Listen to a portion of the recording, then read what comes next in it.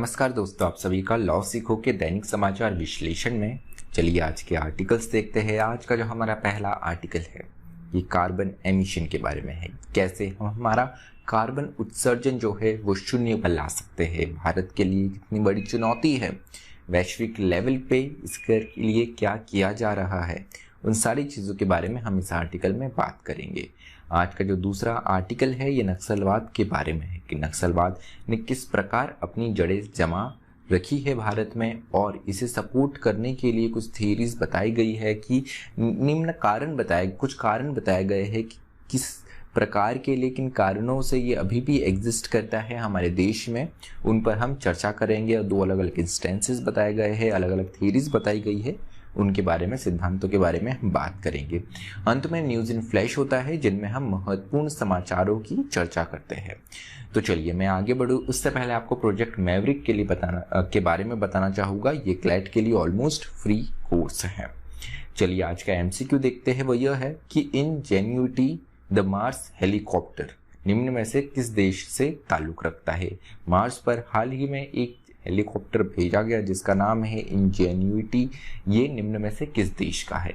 आपका option A है Bharat, option B है यूएसए, ऑप्शन सी है चीन या ऑप्शन डी इजराइल। जो भी आपका उत्तर हो कमेंट बॉक्स में ज़रूर लिखिएगा।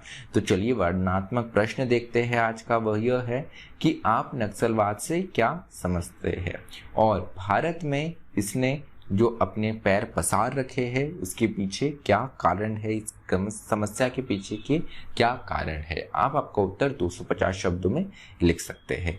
पहले आर्टिकल पे हमारे आते हैं जो कि sector LED low carbon future के बारे में है कि कैसे हम हमारा कार्बन उत्सर्जन जो है वो नेट जीरो पे शून्य पर ला सकते हैं।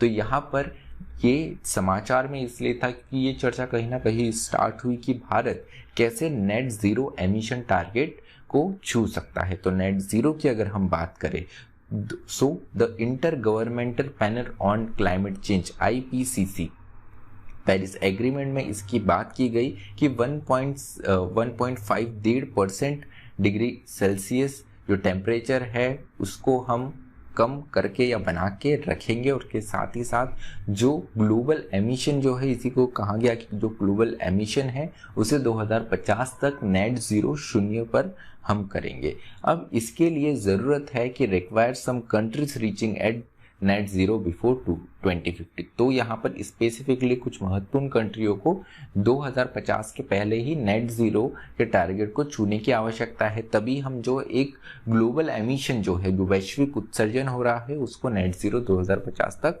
कर सकते हैं। अब यहाँ पर भूमिका हो जाती है बड़ी कंट्रीज की, जो विकसित देश हैं। बड़ी कंट्रीज मतलब डेवलप कंट्रीज, विकसित देश जो है, इनको 2050 के पहले ही नेट जीरो को टच करना जरूरी है। भारत की दृष्टि से देखें तो India being a vulnerable country to climate change also needs contribute to limiting temperature. तो भारत एक वल्नरेबल कंट्री माना गया है इस सम्मेलन में। तो भारत को भी यहाँ पर क्लाइमेट चेंज के लिए कंट्रीब्यूट करना महत्वपूर्ण हो जाता है। नेट जीरो उत्सर्जन के लिए कंट्रीब्यूट करना ज़रूरी हो जाता है। तो यहाँ पर उसके साथ ही साथ जो लिमिटिंग टेम्परेचर है, जैसे 1.5% 2% का जो एक टारगेट रखा गया है, उसको भी छू लेने के लिए, उसको भी टच करने के लिए यहाँ पे टेम्परेचर भी भारत को बनाए रखना ज़रूरी है, एक कम मानक पर बनाए रखना ज़रूरी है। उसके अलावा कुछ स्ट्रिक्ट टाइमलाइंस की बात की गई है, जैसे focus on concrete near term sectoral transformation through aggressive adoption of technologies and avoid high carbon lock-ins. तो यहाँ पर अलग अलग जो क्षेत्र है उनमें आप कैसे परिवर्तन ला सकते हैं, उसके साथ ही साथ aggressive adoption of technologies and avoid high carbon lock-ins. तो यहाँ पर प्रौद्योगिकी जो है, टेक्नोलॉजी जो है, उसका ज़्यादा से ज़्यादा इस्तेमाल करके आप उत्सर्जन को कैसे आप कम कर सकते हो। उसके अलावा sectoral low carbon development combined with job creation, competitiveness and distributed justice as a low pollution is in key areas। तो यहाँ पर आपको डेवलपमेंट के लिए कम से कम यहाँ पर ऐसा आपको चीज़ों का इस्तेमाल करना चाहिए जिससे कार्बन उत्सर्जन वो कम से कम हो। जॉब क्रिएशन जो है वो भी ऐसे ग्रीन जॉब क्रिएशन हम जिसे कहते हैं कि जहाँ पर पर्यावरण को कम हानि हो ऐसे हमें क्षेत्रों में यहाँ पर जॉब क्रिएशन करना ज़रूरी है। उसके साथ में जो कॉम्पिटिटिवनेस है, जो प्रतिस्पर्धा है, वो भी इस और हमें डाइवर्ट करने की आवश्यकता है। उसके अलावा अगर पावर सेक्टर की बात करें तो largest source of green house gas 40%। तो पावर सेक्टर जो है ये पर्टिकुलर क्षेत्र है जहाँ पर सबसे ज़्यादा कार्बन उत्सर्जन होता है 40% तक। उसके अलावा will help in urbanization and industrial development, और यही जो है वो शहरीकरण और औद्योगिक विकास में मदद कर रहा है। तो यहाँ पर लिमिट कोल पावर, जो कोल पावर है इसको लिमिट करने की आवश्यकता है। ये 2030 तक अपने पीक पर पहुँचने वाली है। अभी तक जिस तरीके से इसका इस्तेमाल किया जाता है उसको अनुमानित करके 2030 में ये अपने चरम पर होगी, तो इसे भी कंट्रोल करने की आवश्यकता है। उसके अलावा make coal based energy cleaner and more efficient. तो अभी जो कोल बेस्ड एनर्जी आ रही है, जो कोयले के बेस पर जो ऊर्जा पैदा की जा रही है, उसको आपको और साफ से मतलब है कम से कम उससे पर्यावरण को हानि होनी चाहिए। उसके अलावा इम्प्रूव एनर्जी सर्विसेज, तो enhance efficiency of electricity use. तो यहाँ पर जो इलेक्ट्रिसिटी का यूज है, बिजली का यूज है, उसको और ज़्यादा एफिशिएंट बनाने की आवश्यकता है। मतलब कम से कम एनर्जी में ज़्यादा प्रोडक्टिविटी हम कैसे पा सकते हैं उस और ध्यान देना चाहिए। तो necessity to create multi stake holder just transition commission representing all levels of government. अब यहाँ पर ज़रूरी है कि जो मल्टी स्टेक होल्डर, जो अलग अलग डिफरेंट स्टेक होल्डर्स है, इन सबको साथ में मिलकर यहाँ पर काम करने की आवश्यकता है। सरकार के अलग अलग जो स्तर है इन्हें भी साथ में बैठ के काम करने की आवश्यकता है। तो यहाँ पर अगर आपको नेट ज़ीरो कार्बन एमिशन 2050 तक पाना है तो कुछ कदम उठाए जा सकते हैं, जैसे बिजली को आप कैसे सोलर एनर्जी पर आप ट्रांसफॉर्म कर सकते हैं, कोयला का इस्तेमाल कैसे कम से कम कर सकते हैं, वाहन जो है उसे हम कैसे वाहन की ओर हम बढ़ सकते हैं जो कि इलेक्ट्रिसिटी बेस्ड हो। तो ये कुछ कदम उठाए जा सकते हैं जिससे हम नेट ज़ीरो कार्बन एमिशन 2050 तक पा सकते हैं। चलिए, जो दूसरा हमारा आज का आर्टिकल है ये मोइस्ट अटैक के बारे में, जो माओवादी अटैक हुआ था छत्तीसगढ़ में उसके संबंध में है। सुकमा डिस्ट्रिक्ट में हमने देखा, छत्तीसगढ़ के सुकमा डिस्ट्रिक्ट में कि हाल ही में ये हमला हुआ।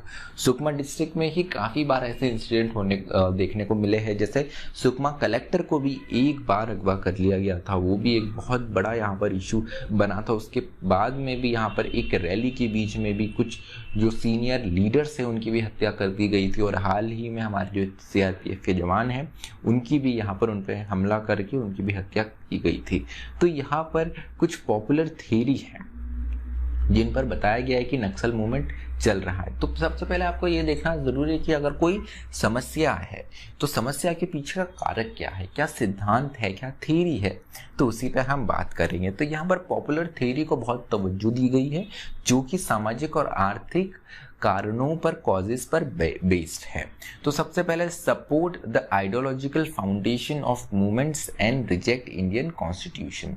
तो पॉपुलर थ्योरी की बात करें तो वो बताती है कि ये आइडियोलॉजी के बेस्ड पर है, और ये यहाँ पर आइडियोलॉजी और जो आंदोलन होते हैं उनके बेस पे है, और ये भारतीय संविधान को रिजेक्ट करता है। उसके अलावा fails to see that socio economic, तो यहाँ पर अगर हम सोशियो इकोनॉमिक कारक को देखें तो यहाँ पर भारतीय संविधानों को नहीं मानने का एक जो स्टैंस रहा है कि, और दूसरी ओर इन्होंने आंदोलनों को और एक आइडियोलॉजी को, सिद्धांत को माना है। तो यहाँ पर जो एक आप सोशियो इकोनॉमिक कॉज बोलते हैं अपने आप में, वो कहीं ना कहीं सिद्धांत के ये विपरीत जाता है। उसके अलावा failure to see the socio economic deprivation is not unique to jungle of Chhattisgarh. तो यहाँ पर छत्तीसगढ़ को देखा जाए तो यहाँ पर सोशियो इकोनॉमिक डेप्रिवेशन जो है ये तो बहुत लंबे समय से समस्या, और केवल सुकमा में नहीं अलग अलग जगहों पर ये समस्या है। लेकिन नक्सलवाद जो है वो हर जगह तो नहीं फैला हुआ है, ये भी एक प्रश्न उठाया है। उसके अलावा the role of external forces in formatting and sustaining this movement is deliberately underplayed. तो यहाँ पर राइटर ने बताया कि कुछ ऐसे एक्सटर्नल फोर्सेस है, बाहरी शक्तियां हैं जो इस मूवमेंट को सपोर्ट कर रही है, ये हम नहीं भूल सकते हैं। उसके अलावा the organized extortion racket seldom gets attention. उसके अलावा कुछ ऑर्गेनाइज्ड रैकेट्स है यहाँ पर, वो भी बहुत महत्वपूर्ण भूमिका निभाते हैं ऐसे तरह की गतिविधियों को बनाए रखने के लिए। उसके अलावा the extensive ideological, financial and logistic ecosystem that provides sustains to this revolutionary in jungle seldom gets acknowledged। तो यहाँ पर हमको एक पूरा यहाँ पर सिस्टम देखने को मिलता है। अगर नक्सलवाद कोई छोटी चीज़ नहीं है, इसको चलाने के लिए पूरा सिस्टम की आवश्यकता है, गवर्नमेंट के अगेंस्ट होता है। तो ये भी काफ़ी फाइनेंशियल एक जो लॉजिस्टिकल इकोसिस्टम जो देखने को मिलता है, इसमें काफ़ी कारकों को हम एक साथ मान सकते हैं कि जो आके काम कर रहे हैं। उसके अलावा encounters are labelled as cold blooded murders. तो यहाँ पे कोल्ड ब्लडेड मर्डर्स हम इसे मान सकते हैं जो एनकाउंटर्स होते हैं। उसके अलावा एक और थ्योरी कहती है कि यहाँ पर इंटेलिजेंस की हमारे जो सुरक्षा एजेंसीज है इनकी फेलियर रही है। So as per this view the tactical failure against Maoist are entirely due to poor quality of leadership provided by IPS. तो यहाँ पर जो इंडियन पुलिस सर्विस के जो अधिकारी हैं उनके द्वारा जो सर्विस प्रोवाइड की जा रही है, इनकी पुअर क्वालिटी ऑफ सर्विस के लीडरशिप के कारण ऐसी समस्या देखने को मिल रही है। लेकिन वही दूसरे राज्यों में देखें तो पंजाब, आंध्र प्रदेश, यूपी, उड़ीसा, इन राज्यों में तो आईपीएस एक बहुत महत्वपूर्ण भूमिका निभा रहे हैं। तो ये थियरी भी अपने आप में कितनी सही है, इस पर भी प्रश्न उठाया गया है। उसके अलावा not just politics, the geography and demography of Naxal affected areas are also affected. तो यहाँ पर छत्तीसगढ़ की जो ज्योग्राफी और डेमोग्राफी है ये भी अपने आप में बहुत महत्वपूर्ण हो जाती है। यहाँ का भूगोल, उसके साथ में यहाँ पे लोक संख्या जैसी है वो भी अपने आप में एक महत्वपूर्ण भूमिका निभाती है। तो चलिए अगर भारत में देखें तो छत्तीसगढ़ और फिर उसके बाद में झारखंड का कुछ ऐसा एरिया है जो बहुत ज़्यादा हाईली अफेक्टेड है नक्सलाइट से। उसमें छत्तीसगढ़ में सबसे ज़्यादा हमको एनकाउंटर्स वगैरह जो है देखने को, कॉजुअलिटीज़ जो है हमें हमारे सेना की और जो आम जनता है उनकी देखने को मिलती है। चलिए न्यूज़ इन फ्लैश की बात करते हैं। तो आरबीआई के पूर्व गवर्नर एम नरसिम्हा, इनका देहांत हो गया है। कोविड के चलते हुए इनका देहांत हुआ है। ये 13वें गवर्नर थे और ये इकलौती गवर्नर थे जो कि आरबीआई कैडर से इनका नामांकन हुआ और वो गवर्नर की पोस्ट तक आए। तो यहाँ पर उन्होंने एक शॉर्ट टर्म के लिए 7 महीनों की अवधि के लिए आरबीआई के गवर्नर की पोस्ट पे ये रहे थे। मई से नवंबर 1977 में इन्होंने ये पोस्ट संभाली थी। आईजी पटेल को इन्होंने सक्सीड करा था। उसके अलावा जो हमारा दूसरा आज का न्यूज़ इन फ्लैश है वो यह है कि आज world creativity and innovation day है। तो 21 अप्रैल के दिन ये हर वर्ष बनाया जाता है। मार्की सेंगल जो है इनके द्वारा इसको इस दिवस का फाउंड किया गया था। तो वैश्विक रचनात्मक और नवाचार दिवस भी हम इसे कह सकते हैं।